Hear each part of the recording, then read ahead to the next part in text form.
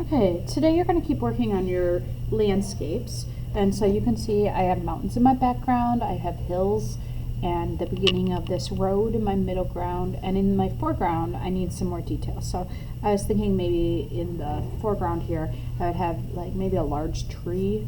So what you're going to start off with is by making sure that you have some good details in your foreground, and as things go into the back that you get less details, that things get because things get farther away.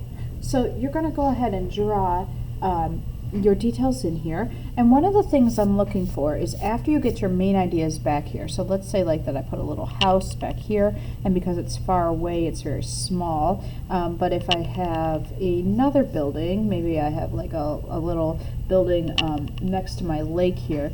If I have that building next to the lake, it's going to be much bigger because it's closer to me than that other one is. Diagonal, diagonal, diagonal.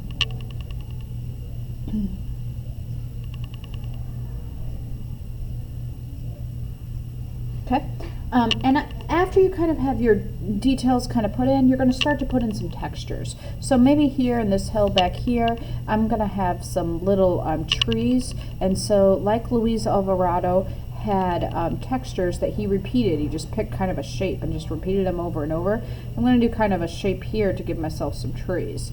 Maybe in this area here, I'm going to have this be kind of a farm. So I'm going to do some curved lines to make it look like it's a farm here. Let's finish this one up.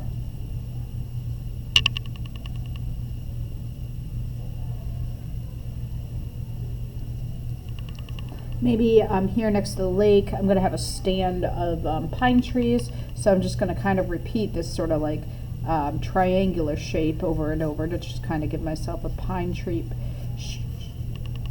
sort of shape. And I'm going to layer those. So I'm going to overlap them a little bit so that it makes it look a little bit more interesting. And your goal is just to sort of fill up all of your areas with different textures. Now whether like this is not a tropical, my Nicaraguan one is a little bit more tropical, but you can go a little bit, think about what sort of landscape you're portraying. Maybe down here I have some like bushes, so I'm going to do kind of like bush shapes, and I'm just going to repeat that shape over and over and over. Maybe in the water I'm just going to do some kind of like lines to show us that it's real still here. Maybe here I'm going to do those lines again like for the farm, but I'm going to curve them this way so that they're contrast. And you're going to keep going until you've filled up all of your areas with those patterns. Maybe here I'll do kind of like a spiky plant. And I'll just fill up this kind of section with spiky plants.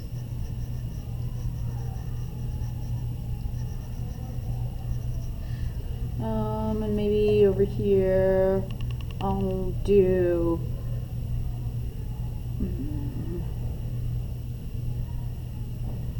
maybe some I'm going to think about that one a little bit. Right now though, I'm going to go ahead and do some weather. So I want to think about what the weather is in this picture. So maybe my weather is, maybe I'm going to do the sun. I'm going to do the sun kind of poking out from behind some clouds. You know how sometimes it kind of, when it's a little bit cloudy, you can kind of see the sun kind of poking out from behind the clouds. So I'm going to kind of put my clouds in here. I might even put one more cloud in kind of overlapping here.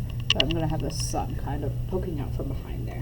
All right, after you've finished with drawing all of your textures and you have all your details in, you're going to take your black permanent marker, and I've got the little ones for you, and you're going to take that piece of scrap paper and slide it underneath here because I want to make sure that if my marker goes through the paper, which it shouldn't, this is pretty thick, but if it goes through the paper, that it doesn't hit the table. So I'm going to slide my scrap paper underneath, and then I'm going to go ahead and just start to outline all of my pencil lines to make sure I have a nice clean lines for me to paint in next week. Okay? If you finish with your outlining, the last thing you're going to work on with these today is you are going to take one of those big erasers, and I've put out a couple extras for you. Ask if you don't have one at your table. And you're going to erase to make sure all the extra pencil lines are gone, so that when we paint, we don't have any gray lines kind of mucking up our color. Okay? So the first thing you're going to do is go ahead and finish your drawing in pencil. Think about foreground, middle ground, background. Think about your patterns. Think about the weather. Then you're going to trace with your black marker, paper underneath, and then finally you're going to run your eraser over the whole thing.